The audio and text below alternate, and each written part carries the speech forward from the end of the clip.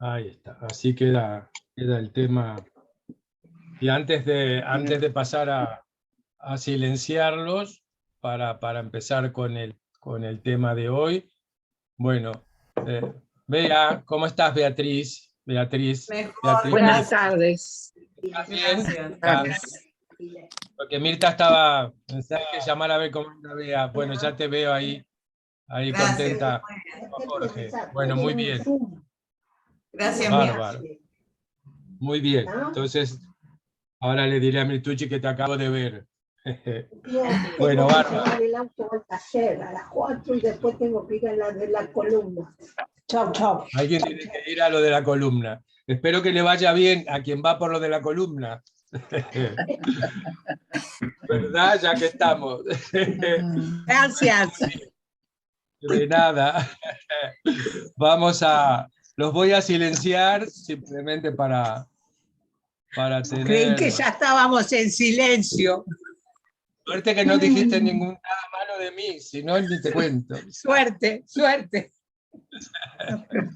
Bueno, bárbaro. Están todos silenciados, ya saben que pueden retomar el sonido cuando quieran, apretando el icono del micrófono que tienen abajo a la izquierda, o manteniendo la barra espaciadora de la computadora apretada mientras hablo.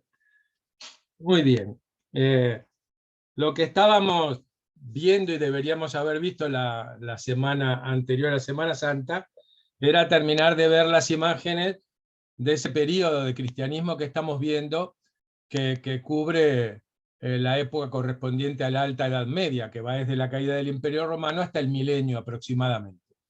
Vimos imágenes correspondientes a varios lugares de Europa de este periodo. En todos pudimos apreciar que hay escasos vestigios de este tiempo, ¿verdad? Porque hay muy poca construcción, la construcción que hay arquitectónica es pequeña si nosotros la comparamos con los grandes ciclos arquitectónicos que van a venir ahora a partir del siglo XI, siglo XII, y porque muchas de esas construcciones que se hicieron en esos primeros siglos fueron bastante modestas, y en la medida que Europa creció y que se enriqueció y que fue progresando, bueno, muchos de estos edificios primitivos fueron sustituidos por otros de mayor porte y de mayor despliegue de riqueza, y por lo tanto también de materiales como la piedra, que aseguraron una durabilidad mayor. En tanto los anteriores, la mayoría, muchos de ellos eran de madera o de adobe, y por lo tanto no duraron tanto. O sea que lo que nosotros vimos siempre son unas escasas muestras de cada una de las zonas europeas que estuvimos analizando, y hoy vamos a ver alguna también, muy pequeñita también, porque es muy poco lo que hay, del periodo que corresponde a lo que se conoce como periodo otoniano. El otoniano, que deriva del nombre de Otón I, que fue uno de los emperadores del Sacro Imperio Romano Germánico, ¿verdad? Que, como ustedes recordarán, una vez que se intenta realizar la primera agrupación europea posterior a la caída del Imperio Romano, es bajo Carlomagno, y en el año 800 a Carlomagno lo coronan emperador de Occidente, ¿verdad? Pero un imperio que no cubría ni con mucho lo que había sido el Imperio Romano. A la muerte de Carlomagno lo va a suceder su hijo Ludovico Pío, y a la muerte de Ludovico, el imperio franco, el imperio carolingio, se va a dividir en tres grandes zonas, que básicamente son lo que va a ser el origen de la moderna Francia y la moderna Alemania, básicamente. O sea que lo que vamos a ver, voy a compartir pantalla y vamos a ver unas imágenes que tienen que ver con esto. Perdón, que no las compartí. Volvamos para atrás. Vamos a volver para atrás porque no apreté una de las historias. Ahora sí. Compartir. Muy bien. Ustedes acá tienen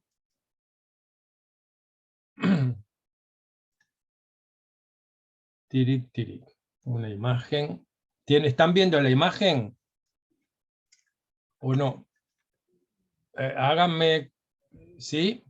¿Sí ven imagen? Bueno.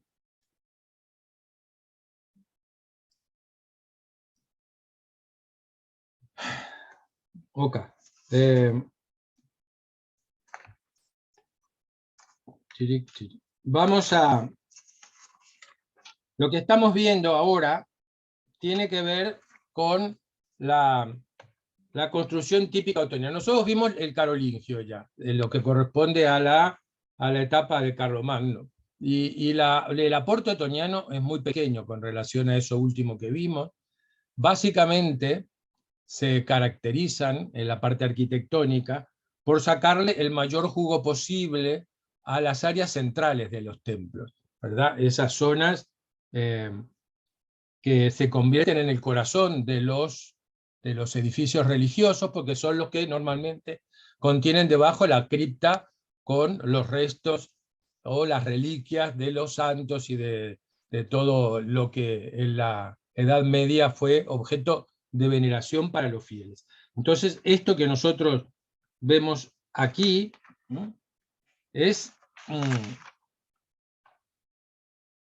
la planta de una iglesia que era de una abadía. Ahí ustedes tienen el nombre de Ottmarsheim, ¿verdad? Fue uno de los centros del imperio germánico que se encuentra emplazado en Alsacia, actualmente Francia, ¿verdad? Pero recuerden que Alsacia y Lorena siempre fue un territorio que tradicionalmente perteneció al área germánica, ¿sí? Y por eso también en las diversas guerras mundiales o enfrentamientos entre Francia y los sucesivos gobiernos alemanes, siempre fue una zona en disputa, Alsacia-Lorena. Ahora pertenece a Francia, pero en su momento perteneció al imperio, y por lo tanto, en el año 1049, el emperador alemán levanta esta abadía, y esta es la planta de la iglesia abacial, ¿verdad? Que es el polígono central, básicamente, que es la parte más importante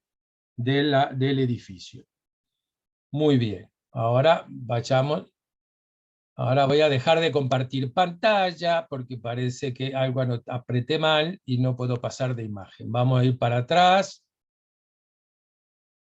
Y vamos a ir otra vez acá.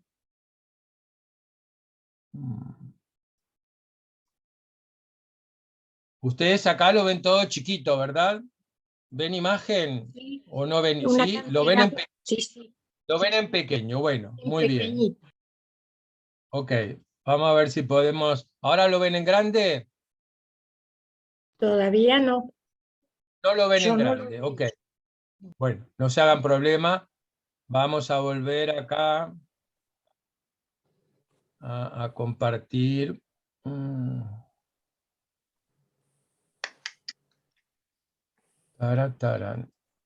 Ay, a veces la historia esta se complica. Vamos a ver. No sé por qué, ¿verdad? Porque a veces estamos... Ahí se agrandó. Ahora habían aparecido mapas. Ahí había aparecido. Apareció un mapa. Ahí lo ven. Sí, ¿Lo está ven en grande? perfecto. Sí, se ve. Perfecto, Bueno. perfecto. Ahí se ve perfecto. Ahí se ve, y acá se ve lo siguiente. Bueno, muy bien. Entonces, vuelvo al primer mapa antes de volver al plano de la abadía. Yo les explicaba que a la muerte del hijo de Carlomagno, el imperio franco, que es todo esto, se va a dividir entre sus tres nietos por el Tratado de Verdún del 843. Esta zona que está en más rosadito va a quedar bajo el mando de Carlos el Calvo, va a ser el origen de la Francia moderna. A esa Francia moderna solamente le falta la parte de la Bretaña, la parte de Inglaterra que está debajo de este cartel, y esta zona sur de Italia que va a pertenecer a los normandos. Y que esta zona, la disputa por esta zona, va a ser durante siglos la manzana de la discordia entre ingleses y franceses, ¿verdad? Y también el reino de lo que nosotros después conocemos como Reino de Nápoles, la parte del sur de Italia, siempre va a ser un elemento que también va a estar en disputa con el imperio, porque el imperio alemán va a cubrir hasta acá, nosotros vamos a tener en el medio los estados pontificios y abajo a los normandos. Y normalmente el Papa, cuando tiene que enfrentarse al imperio, le va a pedir ayuda a los normandos del sur. Y siempre va a ser una zona de fricción también. O sea que esto es para que tenga, bueno, cuando esta zona le toca entonces a Carlos, el centro le va a tocar a Lotario, y a Lotario le va a corresponder, junto con este territorio, la corona imperial. O sea que el que va a ceñir la corona imperial va a ser Lotario. Pero Lotario muere muy rápido. Y su hermano Carlos y su hermano Luis el Germánico, que le tocó esta zona alemana, se van a repartir el territorio de Lotaringia. Y van a quedar dos grandes núcleos, uno correspondiente a la antigua Francia y otro correspondiente a la antigua origen de Alemania. Muy bien, eso porque en un mapa se ve más claro que cuando uno lo explica. Acá ven lo mismo, pero acá aparece este territorio en amarillo, que es el famoso origen de los estados pontificios. Cuando el papá de Carlomagno, ¿verdad? Pipino, el rey Pipino, le otorga territorios al papado. Y esos territorios que le otorga al papado, son los que marcan el inicio del poder temporal de los papas, que solamente no van a detentar solamente el poder espiritual, sino que aparte van a ser soberanos de un territorio real, que va a ser origen de muchas de las contiendas entre el papado y los diversos estados italianos, y Francia y Alemania y todo lo demás. Esa, la parte de la posesión de territorio, con todo lo que eso comportaba. Muy bien.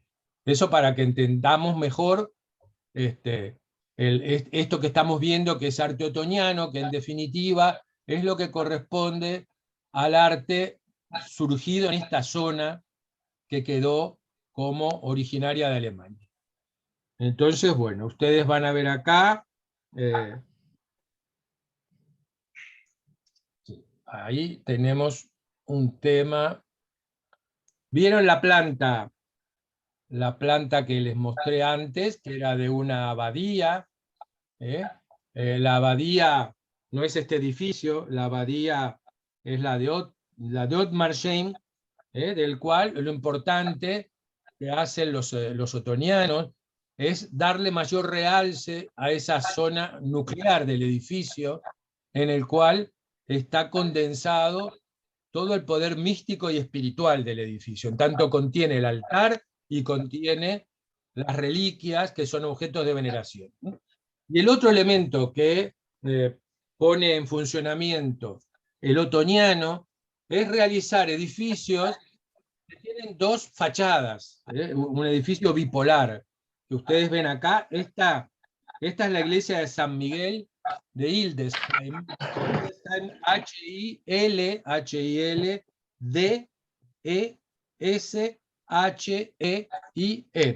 Hildesheim, que fue también consagrada en el año 996 y que es el mejor ejemplo de un edificio bipolar, ¿verdad? Que tiene dos zonas iguales, tiene como dos frentes, de alguna forma. Ustedes ven uno acá, que se articula con una torre donde se cruza la nave principal con la nave lateral, y este elemento se repite en la parte trasera del edificio, donde tenemos una torre también que está encima de donde se cruza la nave principal con la nave lateral. En una parte va a estar la entrada del edificio y en la otra parte va a estar el ábside donde se contiene el altar. Y las entradas, va a tener dos ábsides y la entrada va a estar en el costado. O sea que uno entra a la iglesia y encuentra dos cabeceras iguales. Este edificio tuvo un proceso de construcción bastante largo, se inició en el 996 y se va a terminar en el 1033, ¿verdad? Y tiene entonces una doble torre y una doble torre que franquean también la entrada. Acá no se ve la trasera, pero tienen dos torres y una central, dos torres y una central, y el edificio con los dos ábsides en la esquina. Acá vean una imagen de la parte interior, simplemente para tener idea. Es un estilo muy despojado, donde en realidad la ornamentación proviene de los propios elementos constructivos, al intercalar zonas en roja y zonas en blanco, que también se repite en la parte de los arcos, ¿ven? En el intradós del arco, que también está decorado con esto. Y son templos muy austeros, de alguna forma, porque siempre el gusto alemán siempre ha dado estilos que son bastante austeros, ¿no?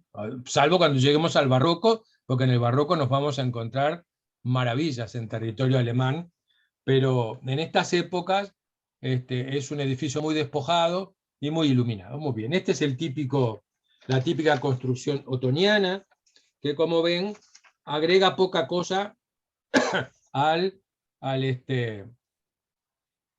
estilo carolingio que vimos. Una de las cosas más importantes de esta iglesia de San Miguel es el techo. Este techo de artesonado en madera, que es del siglo XIII, es de 1230, ¿verdad? Es uno de los tesoros de este templo, está hecho en madera policromada, está muy bien conservado, obviamente fue restaurado, pero se conserva muy bien y le da una riqueza importante al templo cuando ustedes ven lo despojadas que son las paredes y los elementos sustentantes, e incluso la propia decoración del altar. Ustedes tienen acá el altar con un crucificado con la Virgen María y Magdalena, y acá tienen el altar y el lugar donde se abren los libros, los evangelios para su lectura, o sea que es un edificio muy interesante que nos puede dar una idea de cómo el estilo otoniano aportó a la arquitectura occidental. Nosotros a partir de acá, lo que vamos a ver luego de imagen, no hoy, va a ser ya el primer voy a dejar de compartir pantalla, porque estas eran las imágenes que faltaban. Lo que nos queda es empezar a ver los dos grandes estilos que ya son comunes a la mayoría de la Europa occidental, que va a ser el románico y el gótico, ¿verdad? Pero antes de llegar a eso, vamos a ver unas temáticas que son importantes desde el punto de vista de la historia de las religiones, de la historia del cristianismo, que es lo que básicamente estamos analizando. Nosotros hemos visto que la Europa de esos siglos V a X, hasta el milenio, es una Europa muy diferente a la que nosotros conocemos hoy cuando viajamos, ¿verdad? Nosotros hoy viajamos a Europa, vemos países muy poblados, más allá de que están tapados por oleadas de turistas, ¿verdad? Pero son países con una población muy considerable, con unos sistemas de comunicación muy grandes, de carreteras, de trenes, de aviones, de todo, que hacen que el continente europeo sea una cosa muy pequeña y muy fácil de recorrer, si uno lo compara con las distancias y las posibilidades de comunicación que nosotros tenemos en América, por ejemplo, ¿verdad? Pero esto no fue siempre así. Y si nosotros fuéramos en una máquina del tiempo a la Europa de estos siglos anteriores al milenio, nos encontraríamos una Europa muy poco poblada, con grandes extensiones cubiertas de bosques o cubiertas de tierras que no han sido cultivadas, que no han sido nunca tocadas por la mano del hombre, y con poblaciones que están muy aisladas las unas de las otras. El sistema de comunicación del Imperio Romano se ha ido perdiendo con el tiempo, el tema de las invasiones y de los asaltantes que existen en todas las rutas hace que el desplazamiento sea muy difícil de una población a otra y que sea muy inseguro. Todavía no hay estados nacionales fuertes, no hay ejércitos permanentes, ni tampoco sistemas policiales, llamémosle, que puedan brindar seguridad a la población, y por lo tanto es una Europa que vive muy, parodiando a la pandemia, muy en cada uno en su burbuja, ¿no?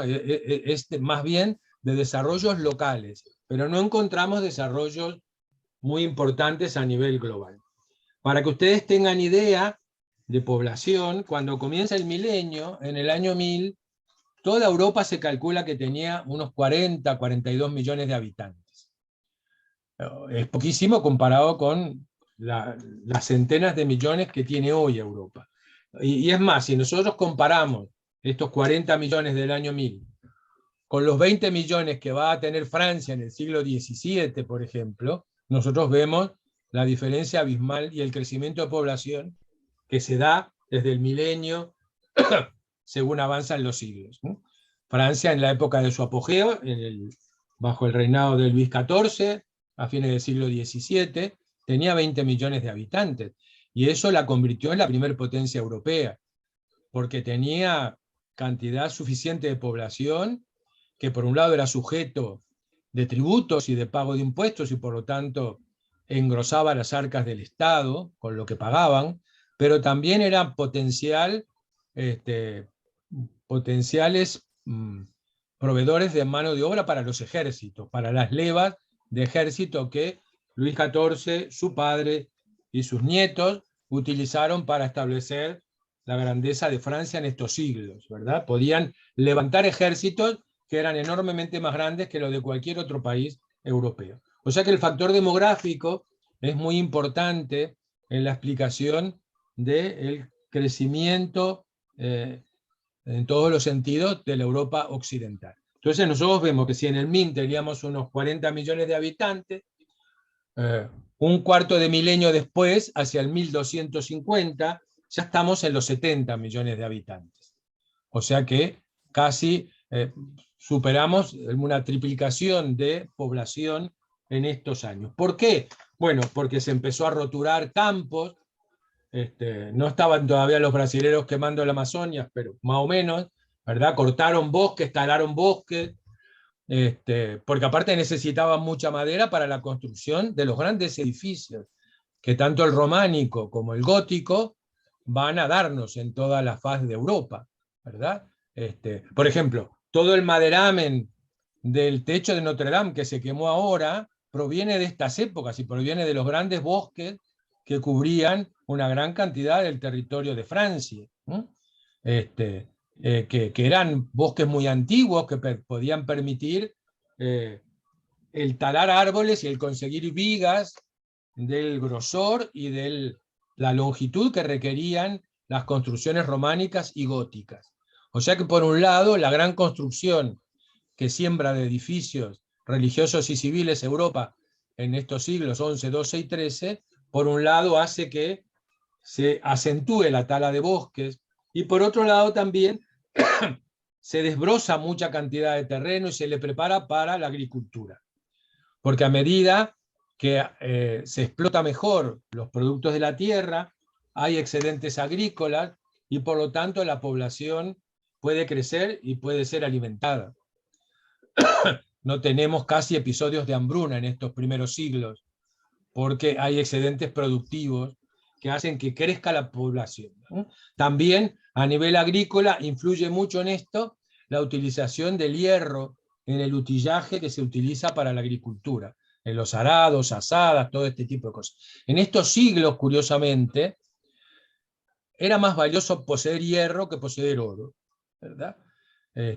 Recién se van a empezar a explotar a fondo las minas de este mineral en Europa, pero era importante para el desarrollo porque se necesita para la industria naviera, se necesita para la construcción, se necesita para todo esto, o sea que el hierro es muy importante. Pero todos estos elementos hacen que crezca la población.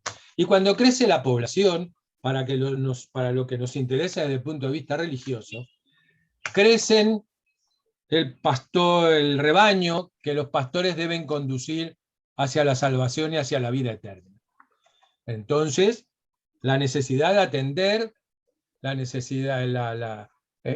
demanda fundamental de un fiel, de un creyente de esta época, es asegurarle la vida eterna, el pasaje a la vida eterna sano y salvo, ¿verdad? Nosotros desde nuestro siglo tan, por un lado tan poco religioso y por otro lado tan religioso, pero tal vez desde nuestra sociedad, que a veces lo religioso lo ha dejado un poco de lado, nos cuesta mucho trabajo pensar que para una persona de estos siglos lo principal en la vida era asegurarse el pasaje a la vida eterna y al no ser condenado.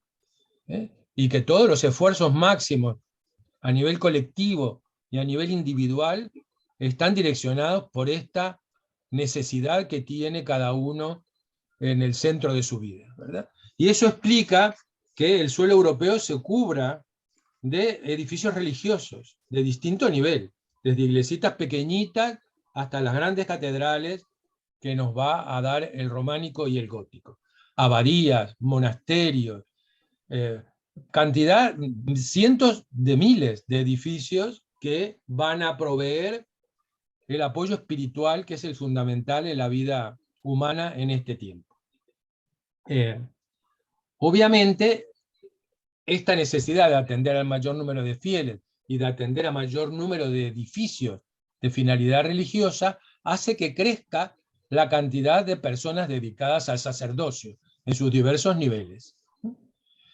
Y también crea una problemática interesante que va a ir creciendo con el correr del tiempo entre cuáles son las relaciones de todo este vasto conglomerado de eclesiásticos que ejercen el poder espiritual, obviamente en pleno derecho, junto o frente a las personas que detentan el poder temporal. Estamos en plena edad feudal, ¿verdad? Donde a la cabeza de la pirámide, fuera de ella, está el monarca y debajo de ello están, con el sistema de vasallaje, toda la sociedad embretada en una pirámide, desde los más bajos a los más altos, sometidos a vínculos de vasallaje, que hacen que sea una sociedad muy cohesionada, pero de muy difícil ascenso social. Entonces, el tema, vamos a tener un problema que se va a ir dando a medida que crece, que pasa el tiempo, y es respecto a dirimir en esta Europa que crece y que se hace cada vez más potente, a dirimir los temas del poder, ¿verdad? ¿Quién ejerce el poder máximo en esta Europa cristiana? ¿Lo ejerce el papado como vicario de Cristo y como pastor supremo de toda la colectividad cristiana? ¿O la ejercen los poderes temporales? Llámese el emperador alemán o los diversos reyes de Inglaterra, de Francia, de los diversos estados italianos, etcétera, etcétera. Ese va a ser el gran desafío y la gran pugna que va a recorrer todos estos siglos. Sobre todo porque se crea un nudo de botella importante en esta lucha a brazo partido entre el poder espiritual y el poder temporal, que tiene que ver con la designación e investidura de los altos cargos eclesiásticos, ¿verdad? Nosotros tenemos a esta altura dos grandes corrientes de pensamiento político en Europa. Una, que es la que lleva adelante el cesaropapismo. Es una mezcla de César, del César, origen imperial romano, y el papado, ¿verdad? El cesarismo hace al poder temporal de un emperador terreno, como era el romano, y el papismo tiene que ver con la jefatura espiritual, ¿verdad? Para los partidarios del cesaropapismo, que se inauguró con Carlomagno, esta teoría, y que va a ser seguida por todos los emperadores alemanes, fundamentalmente, el poder máximo debía ser ejercido por el emperador.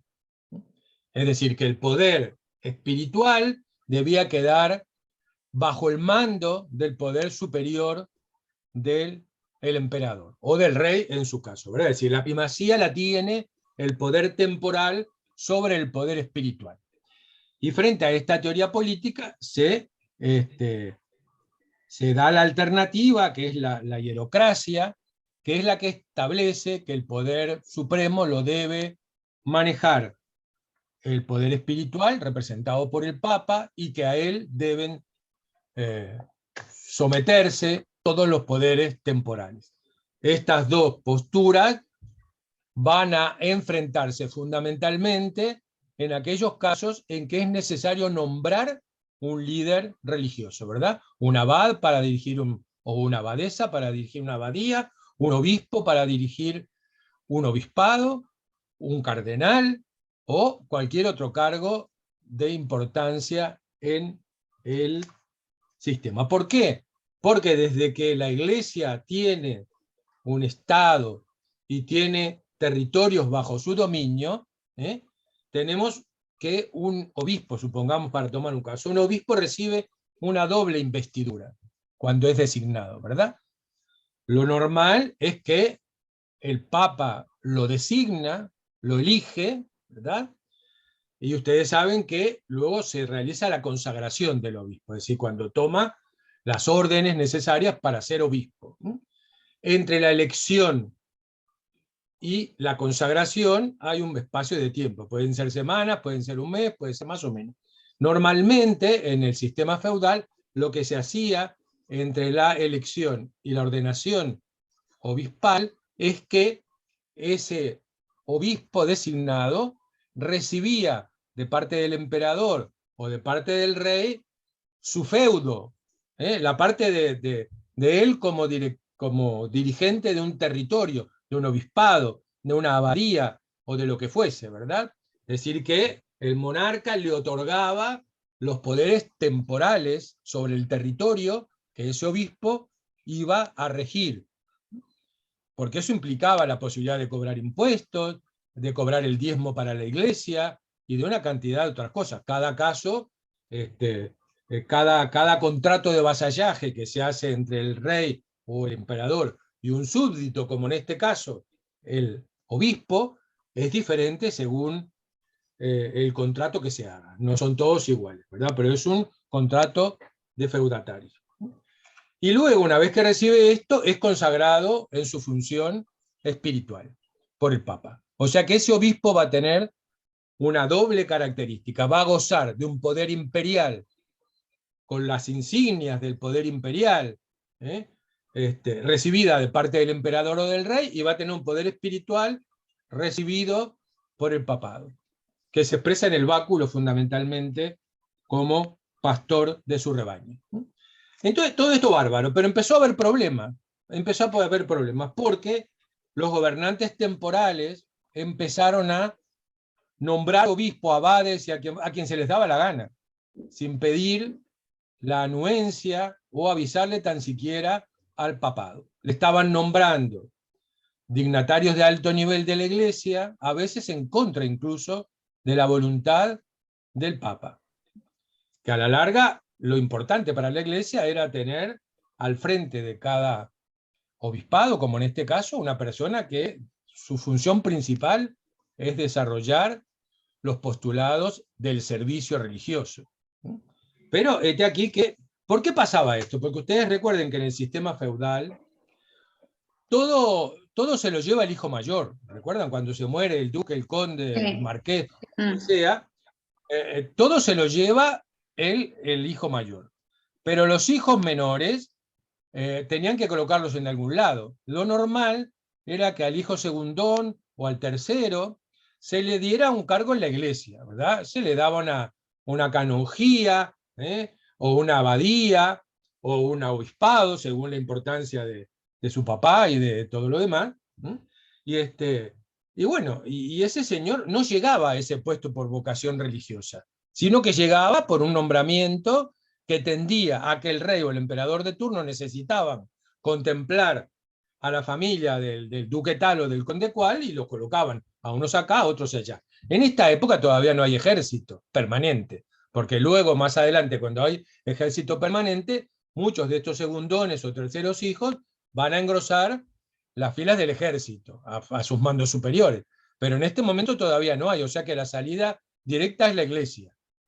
O sea que, entonces claro, esto fue creciendo, en el sentido de que nosotros nos encontramos cada vez más con altos cargos eclesiásticos que cumplen necesidades de tipo temporal. Sí, hay alguien que quiere preguntar. Ángel, Ángel dice en el nombre, a ver, poné tu Sí. audio. Sí. Sí, Andrés, ¿y cómo elegían el Papa? ¿De qué manera elegían el Papa? Te cuento. Porque si era todo un pasamanos. Sí, bueno, eso ya nos vamos a dedicar específicamente al nombramiento del Papa. Pero ahora vas a tener algunas líneas respecto a esto y luego vamos a verlo específicamente como un tema puntual, el proceso ese. Pero también el papado estuvo sometido a las presiones del poder temporal, sobre todo en las épocas en que el papado decaía. Por ejemplo, en el siglo XI, durante el siglo XI hubo 40 papas, infinidad de antipapas, ¿verdad? Porque fue un momento de debilidad del papado y hubo sus más y sus menos con la elección, ¿no? Porque todavía la elección allí muchas veces se hacía a voz cantada, no había todavía cónclave, ni colegio cardenalicio, ni nada por el estilo, eso aparece un poco después. Pero vamos a dejar ahora, para no mezclar el tema, el Papa es el Papa. No nos preguntamos cómo llegó a ser Papa todavía. Acá estamos viendo, a ver, el problema que se arma con las jerarquías inferiores. Cuando entra en conflicto el interés legítimo del Papa de tener un jefe espiritual que llenase las funciones correctas correspondientes a lo religioso, con todo el desborde del poder temporal que le metía gente que no tenía nada que ver con esto. Conclusión, esto, que es el problema de las investiduras, el grave enfrentamiento entre el papado y el imperio germánico, en este caso específicamente, se conoce históricamente con el nombre de querella o disputa de las investiduras, ¿no? Que se da al inicio del siglo XI. ¿Por qué? Toda esta gente que venía de fuera de una vocación religiosa tenía a veces unas costumbres un poco no adecuadas para el desarrollo de los fines religiosos, ¿verdad?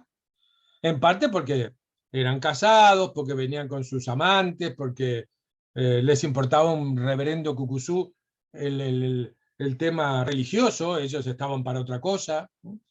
Y aparte de eso, también con el tiempo, los reyes y los emperadores empezaron a darse cuenta que era un pingüe negocio el tema de vender estas altas investiduras, ¿no? Entonces ya se convirtió en un negocio. Si vos querías un obispado, bárbaro. Y el rey siempre anda corto de dinero para hacer sus cosas, o el emperador también. O sea que esto se empezó a vender y a comprar.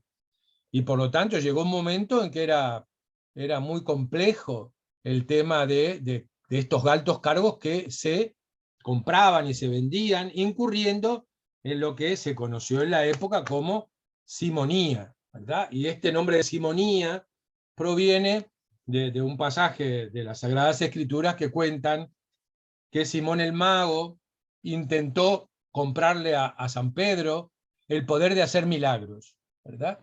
Cosa que obviamente Pedro se negó, pero de esta figura de Simón el Mago toma el nombre, simonía, esta práctica de compra y venta de los altos cargos eclesiásticos. O sea que las costumbres no muy correctas del alto clero y también del mediano y del bajo, que a veces dejaba mucho que desear, ¿verdad? La preocupación por la moral, digamos, del clero, por un lado.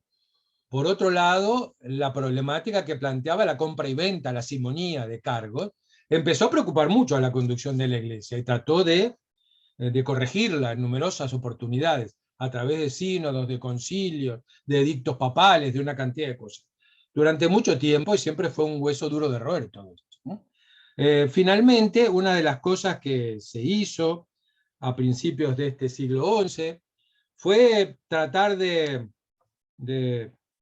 mejorar la moral de los clérigos, estableciendo el celibato obligatorio. Esta fue una de las primeras cosas que se realizó, y se creó, junto con la simonía, que era la venta y compra de los cargos, otro pecado o delito que se conoce como nicolaísmo. El nicolaísmo proviene del nombre de Nicolás II, del Papa Nicolás II, que fue el primero que en un sínodo en la ciudad de Letrán, realizado en el año 1059, estableció la obligatoriedad del celibato y la prohibición de matrimonio o amancebamiento de los clérigos, ¿verdad? Entonces, obviamente, hasta el día de hoy seguimos teniendo problemas con eso y muchos no lo cumplen, ¿verdad? Porque el celibato no es un dogma cristiano, sino que es una regla de conducta y que por lo tanto podría perfectamente ser modificada si se quisiese. Es más, hace poquito el Papa Francisco estuvo trabajando sobre ese tema porque le plantearon, dada la escasa cantidad de vocaciones religiosas que hay actualmente, y sobre todo en América Latina, para cuidar de una grey tan numerosa como la de América Latina, le propusieron que se pudiese ordenar sacerdote a hombres casados, mayores y probos, es decir, que tuvieran una serie de condicionantes de tipo moral, etcétera, etcétera. Y el Papa Francisco lo que dijo que, bueno, que en este momento no se iba a hacer, pero que esa norma estaba abierta a la posibilidad de estudio y de revocación eventual. O sea que cualquier sínodo o cualquier concilio que la Iglesia quisiese llamar para discutir este tema, podría eventualmente levantar la imposición del celibato y permitir el matrimonio de los eclesiásticos. Cosa que, bueno, hasta el día de hoy, desde el siglo XI hasta ahora, siglo XXI, llevamos 1000 años con esta práctica y con esta norma de conducta establecida por la Iglesia Católica, y por ahora no cambió. Digamos que todas estas cosas, el luchar contra la simonía, el tema del nicolaísmo, el reformar las costumbres del clero y todo lo demás, fue una de las grandes, preocupaciones del papado. Y de esta forma nosotros vamos a llegar a la reforma gregoriana y al enfrentamiento profundo entre el emperador alemán y el papado por la dilucidación del Imperio Mundi, ¿sí? Por la dilucidación del poder máximo en la Europa occidental. Antes de entrar a eso, ¿alguna pregunta o algo que no haya quedado claro para explicarlo? Antes de entrar, Ana, por favor pon tu sonido y pregunta. Sí, quería saber, porque hablaste de los abad y las abadesas. ¿Desde cuándo la mujer empieza a tener, porque qué era también las hijas importantes de los feudales? ¿Cómo empezó ahí el tema de la mujer? Sí, perfecto. A ver, cuando surge el monaquismo, ¿verdad? El monaquismo surge muy temprano, en el siglo III, con San Antonio, que se retira en Egipto se retira al desierto y crea, se retira como anacoreta, se retira del mundo para dedicarse a la meditación. A Antonio lo siguen una cantidad de otra gente que se dedica a la vida eremítica, y de la conjunción de estos elementos van surgiendo las comunidades monacales, ¿verdad? Ya no es un individuo solo, sino que se van juntando y se originan con el correr del tiempo las diversas órdenes monásticas, que van a tener se van a otorgar un estatuto, que es lo que se conoce como regla monástica. La primera regla monástica importante es la que establece Benito de Nurcia, ¿verdad? San Benito de Nurcia, en honor del cual Benedicto XVI tomó su nombre, el Papa actual, el Papa que está en reserva, ¿verdad? Benedicto es el que funda la orden benedictina, es el que funda y el que establece la primera orden monacal, y luego va a ser reformada por San Bernardo, aparecerán luego las órdenes mendicantes, dominicos y franciscanos, etcétera, etcétera. En el principio estas órdenes son solamente para hombres, pero pronto aparece la rama femenina de estas órdenes, ¿verdad? Y entonces a la mujer lo único que se le permite dentro de la religión católica va a ser la posibilidad de abrazar la vida monacal, retirarse del mundo, obvio hacen el voto de obediencia, el voto de celibato, muchas veces son monjas de clausura, es decir, que interrumpen todo contacto con el mundo exterior, y estas comunidades se están armando de una mujer, sea abadesa, fundamentalmente las abadías, que son el gran núcleo civilizatorio de la Alta Edad Media, hasta el siglo 1000, hasta el 1000, las abadesas resultan ser de la misma extracción muchas veces que los obispos y cardenales. Es la hija del rey que no la pudieron casar, o porque no quiso, o porque no le encontraba un marido, andá a saber, o porque ella no quiso, y automáticamente la metieron en el convento, ñácate, de cabeza. Y por lo tanto, es muy difícil que tú te encuentres una abadesa que sea una Juana de los Palotes. No, normalmente es gente que proviene de las familias de las élites. Porque aparte, una abadesa tiene un poder importante económico también, y religioso. O sea que, a partir de ahí, tú tenés, y luego en las órdenes va a haber las ramas femeninas, ¿verdad? Como las clarisas, por ejemplo, en el caso de los franciscanos, y así sucesivamente. Hasta el día de hoy, la Iglesia Católica niega la ordenación sacerdotal de la mujer, como por ejemplo la acepta la Iglesia protestante, cristiana. Pero bueno, nada impediría que también, porque es un ordenamiento estructural de la Iglesia, que mañana un concilio decidiese que se puede ordenar en los cargos sacerdotales a una mujer o lo que sea. Pero esto, lo que hay por ahora, es eso. Muy bien. ¿Alguna otra pregunta para aclarar? Nair, ¿me oís? Sí, te oigo. Bueno, están los diáconos, que son hombres casados, que pueden dar misa y también pueden dar la comunión. Ellos ayudan a los... Sí, está claro.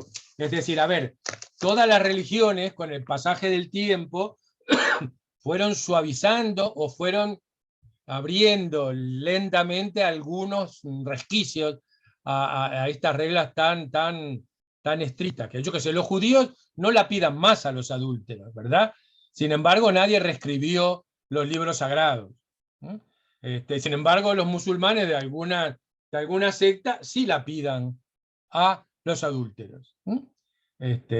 Y vuelvo a decirte, dentro del cristianismo, bueno, hay iglesias que admiten la ordenación sacerdotal de la mujer, incluso, o que sus sacerdotes sean casados, como en el caso de la iglesia anglicana, que es prima hermana más próxima del catolicismo, y sin embargo el catolicismo lo prohíbe. Sí ha abierto determinadas